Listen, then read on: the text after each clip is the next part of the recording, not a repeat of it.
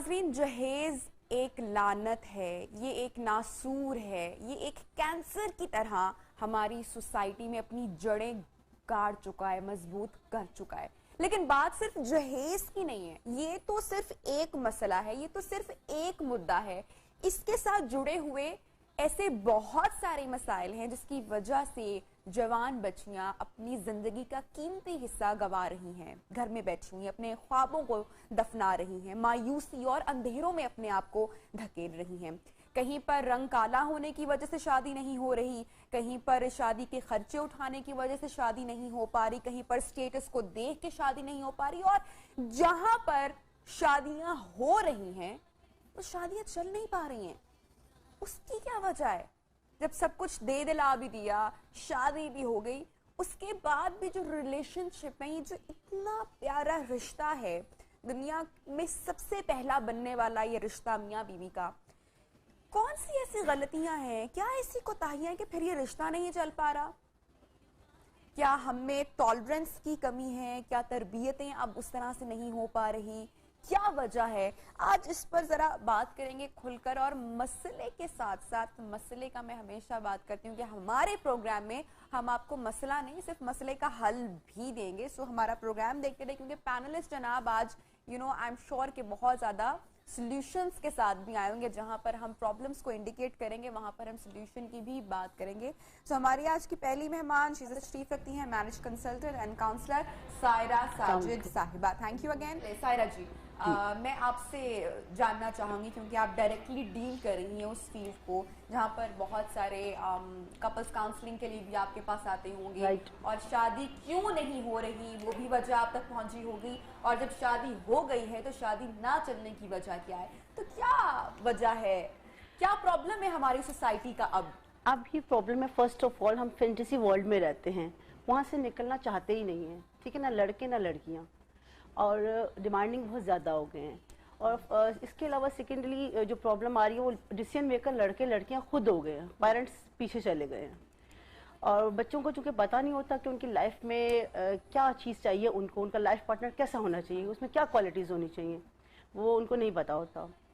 वो जस्ट आपको ज़ाहरी तौर पे देखते हैं कि लड़का हैंडसम हो और ठीक है, वेल सेटल्ड है। सेटल्ड को नहीं देखते, आजकल हैंडसम ज़्यादा देखा जाता है, तो ज़ाहरी शक्ल को देख के वो उसको ओके कर देती है, और उनको ये नहीं पता होता उसकी तो क्वालिटीज़ क्या हैं, उसके साथ चल पाएगा। बड़ा मसला आपको क्या लगता है क्या है कि जहेज या पैसों या स्टेटस की वजह से शादी का ना होना, लड़के लड़की का घर पे बैठे रहना, या फिर शादी का हो जाना और सेपरेशन हो जाना? ये चूंकि दो अलग अलग चीजें मगर रिलेट करती हैं, लेकिन इससे ज्यादा बड़ा मसला इस वक्त हमारी सोसाइटी को आपकी नजर में क्या है?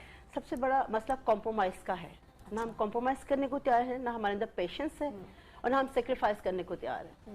ये तीनों एलिमेंट्स किसी भी मतलब कि जैसे तैसे करके अगर आप जहेज की लानत से बच भी गए हैं तो शादी के बाद के मसाइल ज्यादा बढ़ रहे होते हैं। बिल्कुल। देखिए, तलाक रेशो क्यों ज्यादा है, डाइवोर्स रेशो बहुत ज्यादा है ना हमारे यहाँ, डाइवोर्स रेशो, इधर शादी उधर डाइवोर्स भी। आपको पता है हमारे पास कितने साल के बच्चियाँ आती हैं, 22, 23, 21 ईयर्स की बच्चियाँ आती हैं हमारे पास, और 30 से जितने भी बिलो है लड़के और सेकेंड मैरिज में आ रहे हैं, और 30 से ऊपर तो जो लड़के हैं वो लेट मैरिजेज में मोस्टली जो है वो ये होता है कि उनका भी डिवोर्स हो चुका होता है। लेकिन आजकल जो एक डिमांड एक प्रॉब्लम हम फेस करें वो ये है कि हर जो लड़का या लड़की है सेकंड मैरिज वाला, वो अनमैरिड लड़का लड़की मांगते हैं, सेकंड मैरिज में जाने को तैयार नहीं। This is another major issue, ठीक है, वी आर फेसिंग, ठीक है, और ये चीज बहुत ज्यादा आ रही है।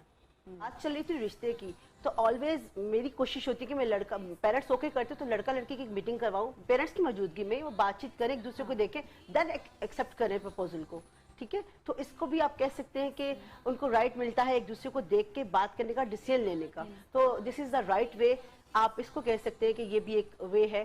सायरा साहिबा, मुझे आपसे वो कॉजेज जाननी है कि शादी जब हो रही होती है या होनी होती है, या बहुत सारे रिश्ते जब आते हैं, तो झूठ बोलने की जो गेम दोनों साइड से बोली जाती है कि हमारा बच्चा इतना कमाता है, या इसका तो इतना दफ्तर है, या इतनी प्रॉपर्टी है, और जब शादी, और दूसरी साइड से भी लड़की भी कि हम इतना देंगे, ये करेंगे, तालीम ऐसी, वो दोनों साइड से। लेकिन जब शादी हो जाती है और जब वो झूठ का पलंदा खुलता है सामने, तो फिर क्या वो शादी चल पाती है? फिर क्या होता है? नहीं चल पाती ना, फिर जिसकी बुनियाद झूठ पर रखी गई है। देखिए, सबसे बड़ी बात है कि آپ کی نیت صاف ہو اور جھوٹ نہیں بولنا آپ نے, ٹھیک ہے. میرا ایکچولی جو کام ہے, میں آپ کو بتاؤں, میں 99% کام ریفرنس پہ کرتی ہوں, رائٹ. میرے پاس ایسا کوئی فیک کس پرسن نہیں طریقے سے آتا. رشتے آتے ہیں, کیا فائل تیار ہوتی ہے, کیا میرے ڈیمانڈ پاس زیادہ اتنا بھی آتا ہے, ہوتی آپ کو کیسے پتہ چلتا ہے کوئی فیک نہیں ہے؟ میں بتاتی ہوں, کیونکہ میں نے بتایا نا کہ 99% کام میں ریفرنس پہ کرتی ہوں, ملنے والوں کا. اچھا. ٹھیک ہے, میرے کانٹیکٹس بہت زیادہ ہیں, ٹھیک ہے, ان کے تھرو جاتی ہوں. اور میرا فیملی وزٹ مسٹ ہوتا ہے. جو فیملی مجھے گھر بلاتی ہے, اپنی فیملی سے ملواتی ہے, بچہ یا بچی دکھاتی ہے, میری گھنٹے 2 گھنٹے کی سٹنگ ہوتی ہے ان کے ساتھ. ایسے کیا ہی میں سکسیس ریٹ ہے جتنی شادیاں آپ نے کروائی ہیں؟ الحمدللہ ایک آدھ کو چھوڑ کے الحمدللہ, ٹھیک ہے. کوئی ایک آدھ میں ایسا پرابلم ہو گیا تھا کہ انڈرسٹینڈنگ کا مسئلہ تھا, ٹھیک ہے. حالانکہ لڑکا لڑکی نے ایک دوسرے کو پسند بھی کیا, سارا کچھ ہوا, بٹ یہ کہ انڈرسٹینڈنگ ڈیولپ نہیں ہو پائی. اس میں نے پہلے بتایا کہ سائیکو ریشو بہت زیادہ ہے.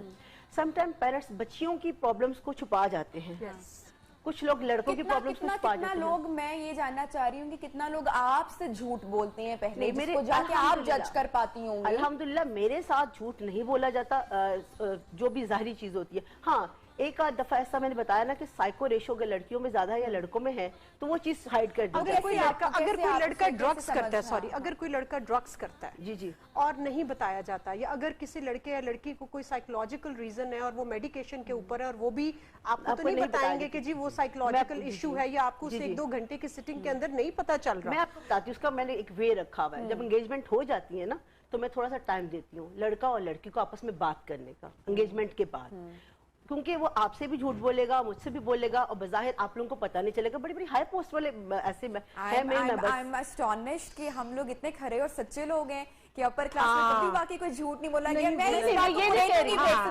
کہہ رہی کہ شارٹ ہیڈ لائن پہ جائیں گے, کیونکہ مجھے لگتا ہے کہ ہے یہ مسئلہ ہے. میں آپ کو ایسا نہیں ہوگا کہ اپر کلاس میں لوگ جھوٹ نہیں بولتے ہیں, بلکہ آئی فیل کہ شاید وہاں پر تو زیادہ اپنی چیزوں کو کور کیا جاتا ہے, چھپایا جاتا ہے, اور ایک چیزیں مینٹین کی جاتی ہیں. اس پر بات کریں گے, ہیڈ لائن بریک پہ ہم جا رہے ہیں. جب واپس آئیں گے تو یہیں سے گفتگو کو آگے بڑھائیں گے. Stay with us.